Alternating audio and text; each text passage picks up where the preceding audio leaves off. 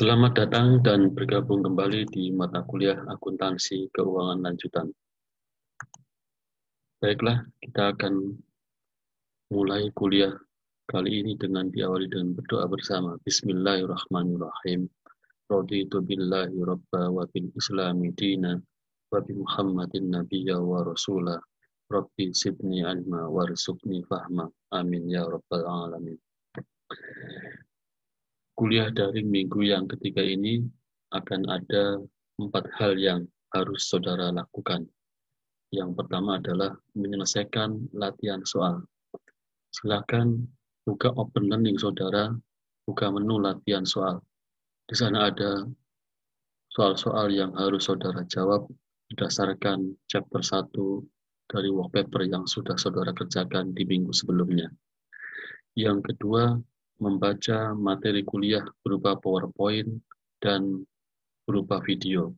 Silakan saudara buka open learning saudara, buka menu materi kuliah, dan lihatlah di sana ada bahan PowerPoint dan video yang di-link dengan YouTube.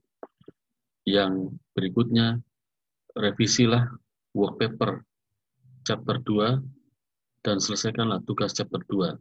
Nanti akan kita jelaskan selanjutnya. Tujuan chapter yang kedua adalah memahami berbagai macam level pengaruh atau kendali investor berdasarkan tingkat kepemilikan saham. Maksudnya adalah dalam investasi saham ada beberapa tingkat pengaruh atau kontrol investor terhadap investasi. Yang kedua, mengantisipasi bagaimana akuntansi menyesuaikan terhadap refleksi ekonomi berbagai macam level atau tingkat pengaruh investor terhadap perusahaan investasi. Yang ketiga, menerapkan nilai wajar atau fair value atau metode biaya dan metode ekuitas untuk akuntansi investasi saham. Yang keempat, mengidentifikasi faktor-faktor di luar kepemilikan saham yang berdampak pada kemampuan investor untuk mempengaruhi atau mengendalikan investasi. Yang kelima, menerapkan metode ekuitas terkait dengan alokasi harga pembelian. Yang keenam, mempelajari bagaimana menguji penurunan goodwill. Yang pertama, kita akan pelajari level atau tingkat pengaruh perusahaan investor terhadap investasi. Hal ini dikaitkan dengan persentase kepemilikan saham investor terhadap investasi. Jika perusahaan investor memiliki kurang dari 20% saham investasi, maka metode yang digunakan untuk mencatat investasi saham tersebut sewajarnya adalah metode cost atau metode biaya. Karena asumsinya adalah perusahaan yang memiliki kurang dari 20%, dia tidak akan memiliki pengaruh yang signifikan terhadap perusahaan investasi. Jika perusahaan memiliki 20% sampai 50% dan berasumsi bahwa perusahaan tersebut memiliki pengaruh yang signifikan terhadap investasi, maka dianjurkan menggunakan metode ekuitas. Berikutnya yang ketiga, jika perusahaan investor memiliki 50% atau lebih saham investasi, asumsinya adalah perusahaan itu pasti mengendalikan perusahaan investasi, sehingga catatan yang digunakan adalah menggunakan metode ekuitas dan wajib menyusun laporan keuangan konsolidasian. Jadi perlu kita perhatikan, di sini dalam buku workpaper saudara, selanjutnya akan dibahas bagaimana cara menyusun laporan keuangan konsolidasian dengan metode ekuitas dan metode harga pokok. Akuntansi untuk mencatat investasi dilakukan sesuai dengan tingkat pengaruh investor terhadap investasi. Yang pertama, jika perusahaan investor tidak memiliki pengaruh atau tidak mengendalikan perusahaan investasi, maka catatan yang digunakan untuk mencatat nilai investasi berdasarkan fair value atau nilai wajar dengan metode cost. Kemudian keuntungan investasi atau pendapatan investasi itu berupa dividen declared atau pembagian dividen. Jadi kalau perusahaan investor memiliki saham investasi, maka dia akan mendapatkan dividen, baik dia itu memiliki kontrol yang signifikan maupun tidak sebenarnya. Jadi kalau perusahaan itu hanya memiliki kurang dari 20% maksud saya, maka perusahaan itu pasti dia lack of significant influence. Artinya tidak memiliki pengaruh yang signifikan atau kontrol yang signifikan terhadap perusahaan investasi, sehingga dia hanya mendapatkan dividen declare saja atau pembagian dividen.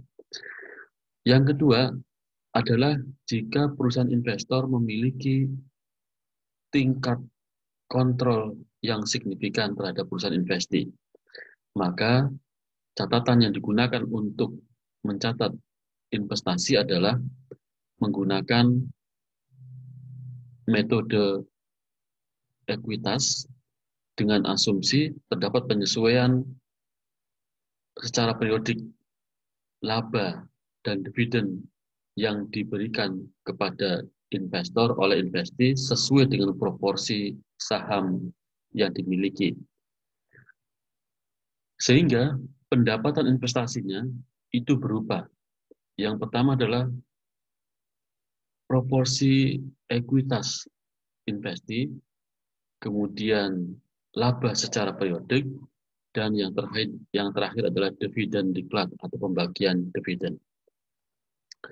Contoh, kita bisa melihat, asumsikan bahwa PIL adalah perusahaan yang membeli 2.000 lembar saham dari 10.000 lembar yang beredar milik PT Sud. Setiap lembarnya seharga $50 per lembar. Jadi PT Sud punya 10.000 lembar, yang 2.000 lembar dibeli oleh PT PIL pada bulan Juli. Kemudian yang dibayarkan oleh PT PIL itu adalah sama antara nilai 2.000 lembar kali 50 per lembar, atau 20% dari 10.000. Kenapa 20%? Karena 2.000 dibagi 10.000 sama dengan 20%. Berikutnya PT Sud melaporkan adanya laba dan pembagian dividen pada akhir tahun, yaitu 50.000 untuk laba, dividen $20.000 yang dibayar pada tanggal 1 November. Nah, pada saat yang bersamaan, PT PIL harus mencatat transaksi pembelian dan informasi tentang laba dan pembagian dividen. Di sini kita akan menggunakan dua metode dan kita akan melihat bagaimana perbedaannya. Pada tanggal 1 Juli, PT PIL akan mencatat transaksi pembelian saham yang dicatat dengan investasi in PT Sud atau investasi pada PT Sud sebesar $100.000, kreditnya kas. Demikian juga pada metode ekuitas dicatat dengan cara yang sama dengan metode cost atau metode harga pokok. Yang kedua, pada tanggal 1 November, PT PIL akan mencatat sebesar $4.000 pada kas dan dividen income, pendapatan dividen sebesar $4.000 juga.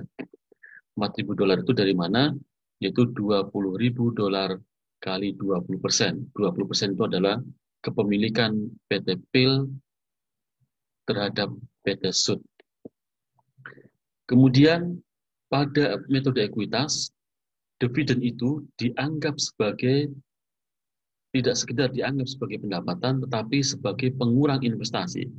Karena metode ekuitas berasumsi bahwa kalau perusahaan investor mengambil uang dari investi, itu seperti halnya menarik investor. Sehingga investasi pada PT SUD menjadi berkurang $4.000. Kemudian pada tanggal 31 Desember, PT SUD menginformasikan adanya laba sebesar $50.000.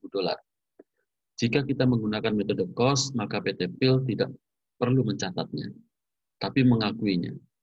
Pengakuannya tidak tercatat. Tapi sebaliknya, pada metode ekuitas, PT PIL akan mencatat penambahan investasi pada PT SUD. Jadi asumsinya kalau PT SUD mendapatkan laba, maka investasi PT PIL itu akan bertambah sebesar $5.000. Kreditnya adalah income from PT SUD, laba dari PT SUD sebesar $5.000. Dari mana itu $5.000? PT SUD menginformasikan $50.000, kepemilikan PT PIL 20%, kemudian pembelian saham PT PIL dilakukan pada bulan Juli, sehingga itu adalah setengah tahun. Kalau kita menghitung dalam 1 tahun ada 12 bulan, maka bulan Juli itu adalah setengah tahun. Demikian yang bisa saya sampaikan contoh untuk perbedaan metode ekuitas dan metode harga pokok. Berikutnya, perlu disampaikan bahwa pengaruh yang signifikan atau kontrol yang signifikan perusahaan investor terhadap perusahaan investasi terjadi bila kepemilikan 20% sampai dengan 50%. Sekali lagi, signifikan influence atau kepemilikan yang mengakibatkan perusahaan investor memiliki kontrol atau pengaruh yang signifikan terhadap investasi itu jika kepemilikan sahamnya adalah 20% sampai dengan 50%. Sehingga perusahaan tersebut wajib menggunakan metode ekuitas. Tidak boleh menggunakan metode ekuitas jika tidak terdapat lack of significant influence. Perusahaan tidak memiliki pengaruh yang signifikan atau kontrol yang signifikan terhadap investasi. Yaitu pada saat perusahaan itu merupakan oposisi dari investasi. Jadi perusahaan investor itu merupakan oposisi. Artinya memang bertentangan. Dia posisinya bertentangan dengan investasi. Kemudian yang kedua, terdapat penyerahan kepemilikan secara signifikan. Artinya di sini investor tidak memiliki kekuasaan terhadap apa yang dimilikinya. Yang ketiga, konsentrasi mayoritas kepemilikan itu berada di pihak tertentu. Yang keempat, ketidaktersediaan informasi tentang metode ekuitas. Dan yang kelima, kegagalan untuk mendapatkan representasi dari badan yang ada di dalam perusahaan investasi. Kemudian, kendali terhadap perusahaan investasi terjadi jika perusahaan investor pertama memiliki 50% lebih saham yang dimiliki. Sehingga asumsinya adalah ada bukti bahwa perusahaan itu mengendalikan perusahaan investasi. Kemudian kewajiban investor jika memiliki lebih dari 50% adalah menyiapkan laporan keuangan konsolidasian. Kemudian tidak boleh menggunakan atau tidak perlu menyiapkan konsolidasian pada saat yang pertama, pada saat kendali itu hanya temporer, jadi hanya sementara. Kendali perusahaan investor terhadap investasi itu hanya sementara. Yang kedua, Jika perusahaan induk itu justru tidak memiliki kendali. Meskipun dia memiliki 50%, tetapi dia tidak memiliki kendali. Yang disebabkan oleh reorganisasi secara legal atau bankruptcy atau bangkrut. Yang kedua, karena beberapa hambatan luar negeri. Nah, itu yang menyebabkan perusahaan investor, meskipun dia memiliki 50%, tetapi tidak perlu menyusun laporan keuangan konsolidasian. Demikian beberapa hal yang perlu saya sampaikan. Sekarang marilah kita lihat contoh yang ada di buku saudara di wallpaper di chapter yang kedua.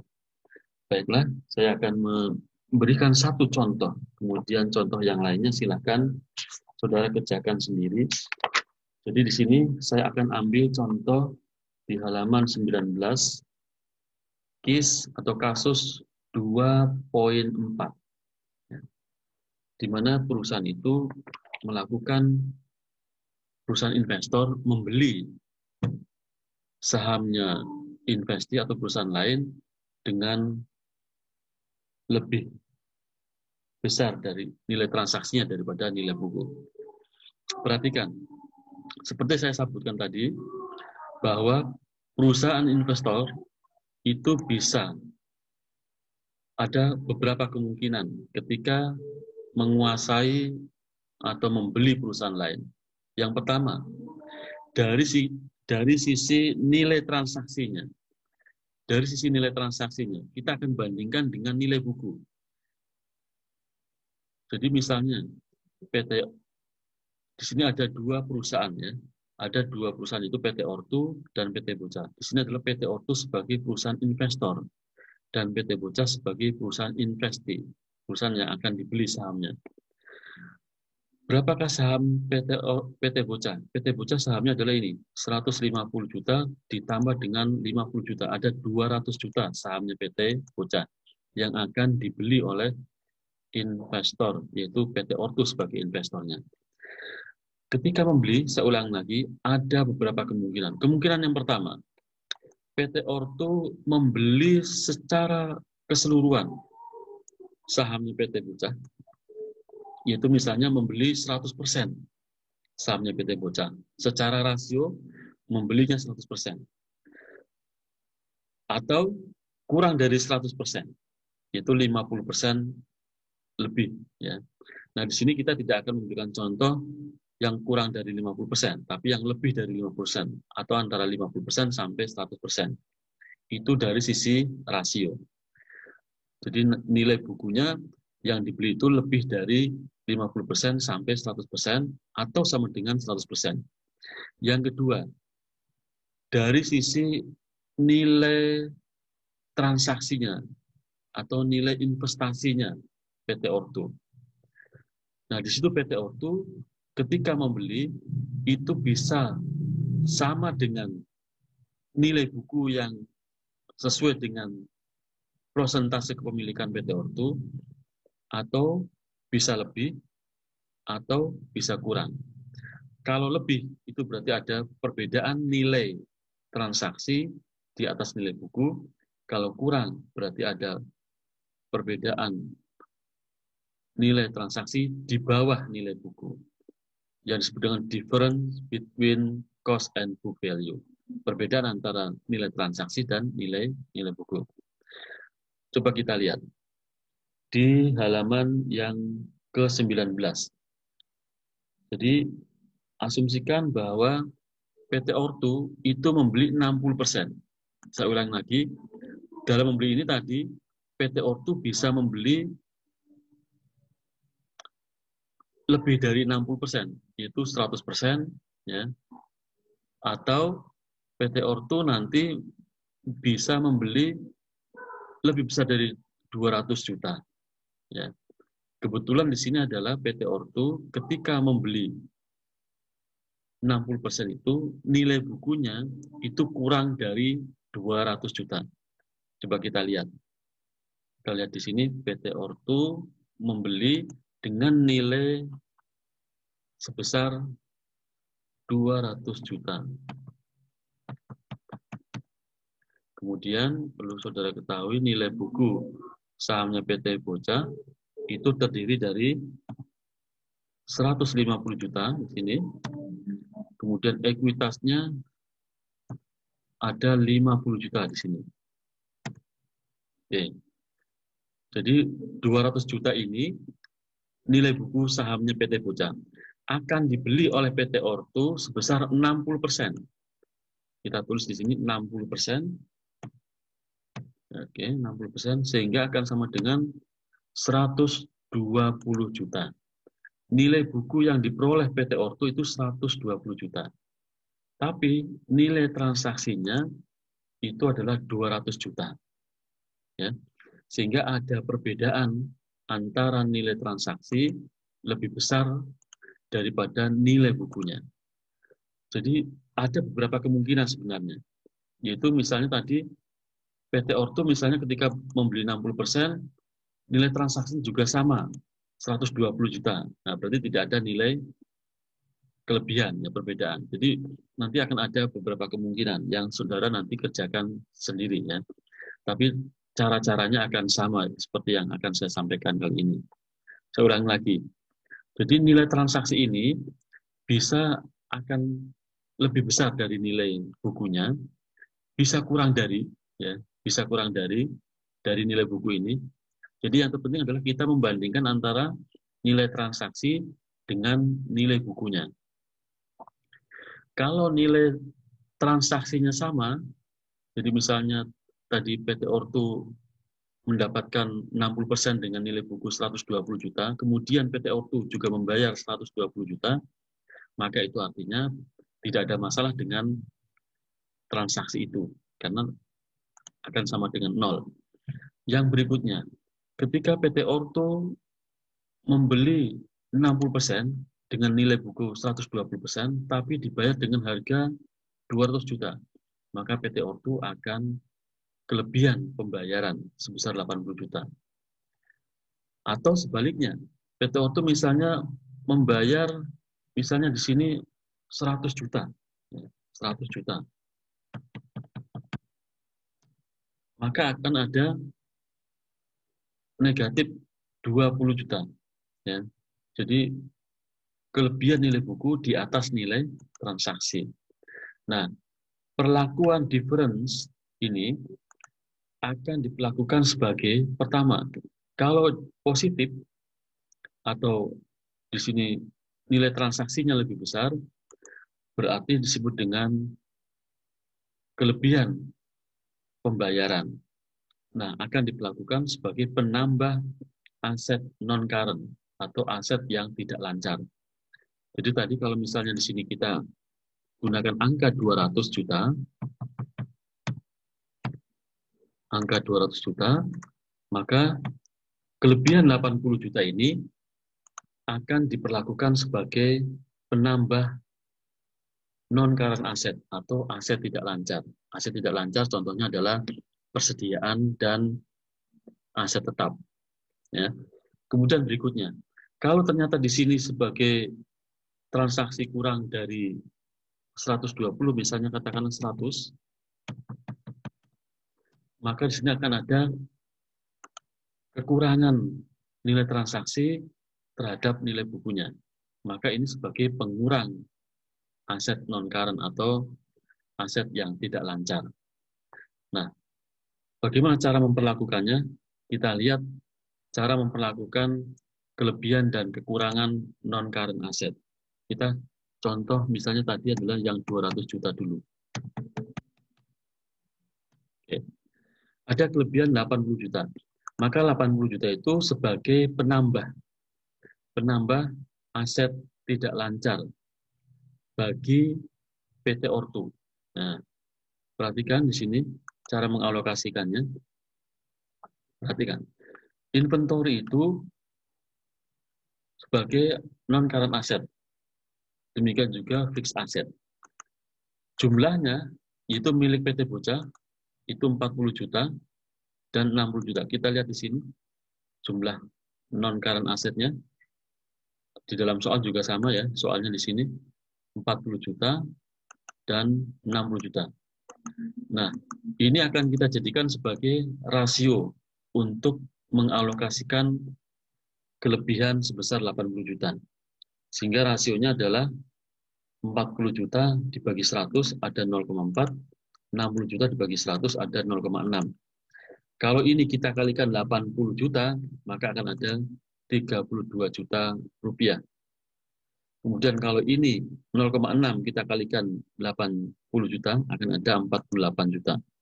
Sehingga setelah dialokasikan, 32 juta ini ditambah 40 juta akan sama dengan 72 juta, 60 juta ditambah 48 juta akan ada 108 juta. Nah, itulah cara mengalokasikan kelebihan nilai transaksi di atas nilai buku. Berikutnya, setelah kita mengetahui transaksi yang sudah dilakukan oleh PT Ortu, maka kewajiban PT Ortu adalah mencatat transaksi pembelian investasi tadi.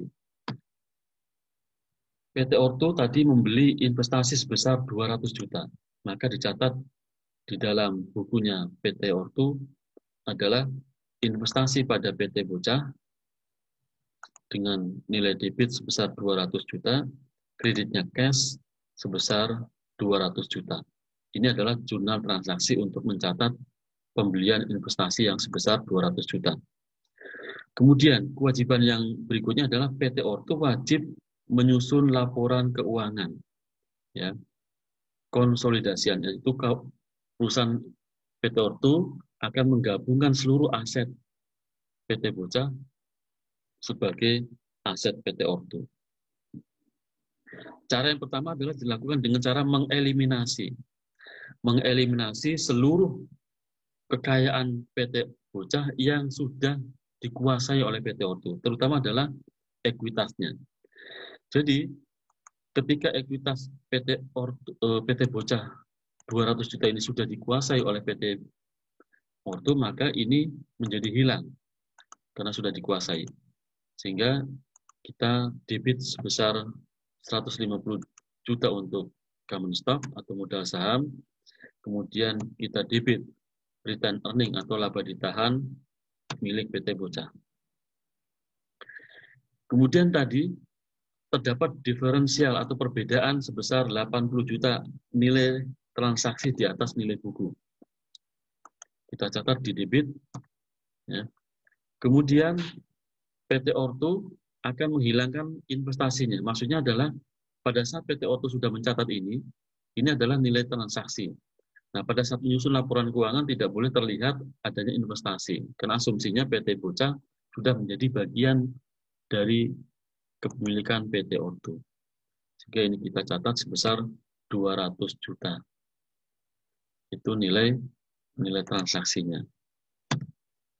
Kemudian perlu saudara perhatikan bahwa pada saat PT Ortu memiliki 60%, berarti masih ada sisa sahamnya PT Bocah, yaitu 100% dikurangi 60%, atau sama dengan 40%. Jadi 40% kali 200 juta akan sama dengan 80 juta. Jadi kita buat formula 60% itu adalah 100% dikurangi 60%,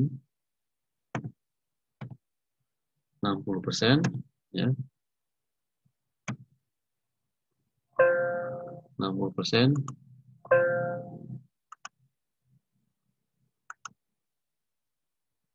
kita beri tanda kurung, kemudian kita kalikan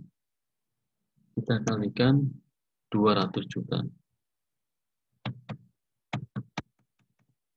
Oke, nah 80 juta.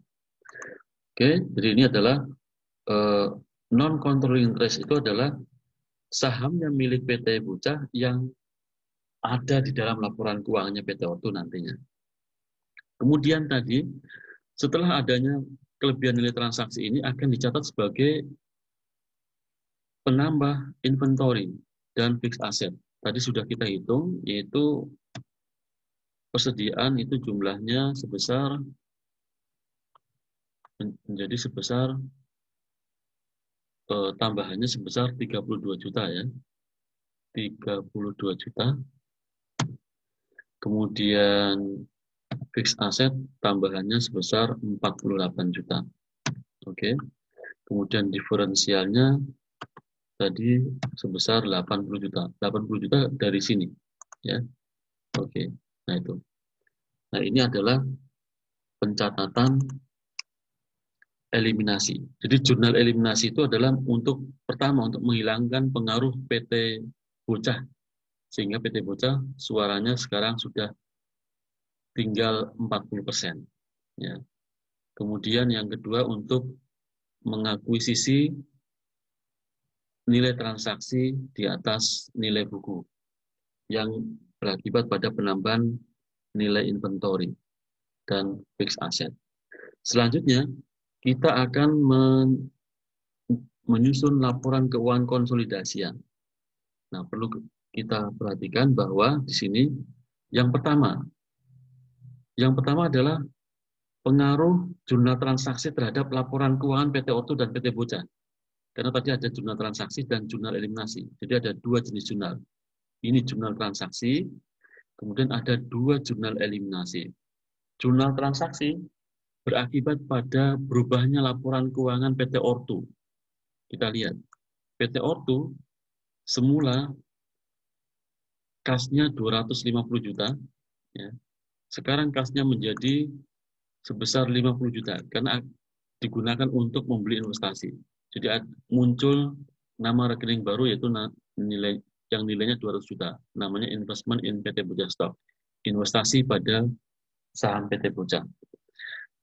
Kemudian cash-nya menjadi 50 juta, berkurang 200 juta. Untuk yang lainnya tetap sama. Ya, untuk yang lainnya tetap sama. Jadi perlu saudara perhatikan di sini yang berubah hanya laporan keuangan PT Ortu, karena yang terjadi adalah PT Ortu yang memiliki transaksi. Untuk PT Bocah tetap sama, tidak berubah. Berikutnya, kita akan melihat jurnal eliminasinya. Kita perhatikan di sini bahwa pada saat kita mengeliminasi, ada beberapa jurnal yang harus kita pindahkan ke kolom eliminasi sesuai dengan debit dan kreditnya. Pertama adalah common stock, return earning, dan diferensial, nilai debit. Ya. Jadi di sini kita lihat common stock. Common stock itu sama dengan, ya, di sini 150 juta. Oke. Kemudian return earning itu sama dengan nilai jurnalnya, jurnal eliminasinya 50 juta. Oke. Kemudian diferensial, ada rekening diferensial. Itu sama dengan 80 juta di sini, nilai jurnal eliminasinya. Oke. Kemudian di kredit ada 200 juta, yaitu investment in PT Bocah Stock. Kita eliminasi 200 juta di sini. Jadi 200 juta itu berasal dari jurnal eliminasi pada rekening investment in PT Bocah Stock. Kemudian ada non-controlling interest, ya, yaitu kepemilikannya PT Bocah yang masih ada di dalam sahamnya PT Ortu atau laporan keuangannya PT Ortu, yaitu 80 juta. Jadi ada di sini, ada di 80 juta ini. Oke. Nah, sehingga perlu saudara perhatikan di sini sudah dimasukkan semuanya antara debit dan kreditnya. Jadi perlu saudara perhatikan ini sebenarnya tinggal kopas. Nah, kemudian inventory dan fixed asset itu bertambah 32 juta untuk inventory dan fixed asset sebesar 48 juta. Kita masukkan, jadi inventory ini, kemudian fixed asset ini 48 juta. Baik, kemudian diferensial di kredit juga sebesar 48 juta. Sehingga totalnya ketika kita jumlahkan, hasilnya adalah ini adalah laporan keuangan PT Ortu dan PT anaknya sebesar 900 juta untuk aset, dan demikian juga liabilitas dan ekuitasnya juga 900 juta. Demikian penyampaian atau pembahasan latihan KIS 2.4. Untuk pembahasan yang lainnya dengan cara yang sama bisa saudara lakukan. Jadi intinya adalah kita akan pertama melihat pembelian PT Ortu, apakah dia itu kurang dari 100%, tapi lebih dari 50%, atau sama dengan 100%. Kalau sama dengan 100%, berarti tidak ada hak PT Bocah terhadap saham miliknya. Ya, jadi kalau misalnya di sini kita gunakan 100%, ya, 100%. Artinya itu PT Ortu akan menguasai seluruh saham PT Bocah, sehingga PT Bocah akan memiliki nol akan memiliki nol non-controlling interest. Dia akan memiliki, jadi misalnya di sini 100 karena kepemilikan 100%, jadi 100 dikurangi 100 jadi 0. Kepemilikannya akan sama dengan 0. PT Bocah tidak memiliki suara. Itu kalau kita PT Bocah membeli 100%. Atau nilai investasinya bisa sama, bisa kurang. Kalau sama, berarti PT Ortu tidak memiliki perbedaan nilai transaksi dan nilai buku pada saat membeli sahamnya PT Bocah. Saya kira itu, silahkan dikerjakan semuanya. Maka pertemuan kali ini cukup sekian. Terima kasih.